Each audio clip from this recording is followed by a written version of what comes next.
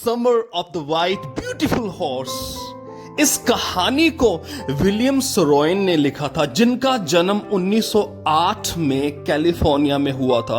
वो किस चीज के लिए फेमस थे ये हमें जानना बेहद जरूरी है। शॉर्ट स्टोरीज के लिए बहुत फेमस थे, प्लेस के लिए बहुत फेमस थे, वो इवन नॉवेल्स के लिए बहुत फेमस थे। उन्होंने गेन यानी कि उन्हें सक्सेस कब मिली, जब वो सिर्फ 22 साल के थे। 1930 में जब उन्होंने शॉर्ट स्टोरीज को लिखना शुरू किया, इमिग्रेंट्स की लाइफ के बारे में लिखना शुरू किया, वो फेमस हो गए। और 72 की एज में उनका देहांत हो गया ड्यू टू कैंसर की बीमारी के कारण अब वो मर गया। अब जल्दी से हम अपनी स्टोरी की ओर बढ़ते हैं। The summer of the white beautiful horse, ये कहानी दो ऐसे शेरों की है, दो ऐसे शेरों की जिसका नाम अरम था और मुराद था। ये दोनों कजन ब्रदर्स थे। ये दो मेन कैरेक्टर है इस कहानी के। मैं चाहता हूं कि आपका ध्यान, आपकी आंखें इन दोनों के ऊपर ही रहे, क्योंकि जो स्टोरी है पूरी इनकी ओर ही घूमेगी, इनकी ओर ही घूमेगी। और दो और कैरेक्टर हम पकड़ते हैं, एक खुसरो अंकल थे और दूसरे उनके दोस्त जॉन ब्यूरो थे। वो भी दो मेन कैरेक्टर हैं। लेकिन यहां पर कहानी कैसे शुरू होती है, ये जो जिस ट्राइब में ये रहते हैं, ये दोनों ब्रदर्स, वो ट्राइब अपनी ऑनेस्टी के लिए, अपनी ईमानदारी के लिए, लॉयल्टी के लिए जाना जाता है। बेशक वो लोग गरीब हैं, लेकिन उनमें ऑनेस्टी कूट कूट कर भरी हुई है। वो ईमानदारी की तस्वीर लोगों के सामने पेश करते हैं। एक दिन क्या होता है, सुबह 4 बजे इसका कजन ब्रदर आता है, अरम का कजन ब्रदर यानी मुराद आता है और जोर जोर से चिल्लाता है, अरम अरम बाहर आओ बाहर आओ। जब अरम अपनी आंखें खोलकर बाहर जाता, वो देखता है कि मुराद एक सुंदर से वाइट घोड़े के ऊपर बैठे हुआ है और मुराद उसे कहता है, अरे चल मेरे साथ, हम राइड करेंगे। अरम एक्साइटेड हो जाता है, जैसे कि हमारे घर में कोई एक सुंदर सी गाड़ी को लेकर आए, कहेगी चलो इसमें घूमने चले, हम एक्साइटेड हो जाते हैं। इन सेम वे अरम भी यहां पर एक्साइटेड हो जाता है और वो दोनों राइड करने निकल जाते हैं। रास्ते में अरम को पता चलता है कि जो घोड़ा, वाइट घोड़ा मुराद लेकर आया है, हम तो गरीब लोग, हमारे पास तो पैसे नहीं होते, इसने चोरी किया है।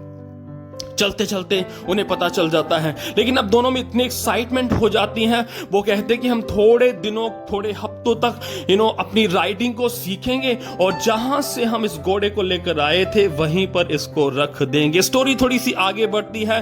एक दिन अरम अपने घर पर होता है और उसके जो अंकल होते खुसरो, उसके दोस्त जॉन ब्यूरो से मिलने के लिए आता है और कहता है कि बातों बातों में कि मेरा घोड़ा वाइट कलर था जिसे किसी ने चुरा लिया। अरम ने ये सुना, अरम को पता चला ये तो मेरे दोस्त मुराद ने चुराया है। वो मुराद को जाकर कंप्लेन करता, कहता है कि अब हम नहीं बचेंगे कि तूने घोड़ा हमारे जानने वालों के घर से ही चुराया है। मुराद कहता कोई बात नहीं, वो उसे इग्नोर कर देता। हम कहता कि हम इसे सीखेंगे और ठीक उसी तरह से हम उसके घर पर यानी जॉन ब्यूरो के घर पर रख देंगे।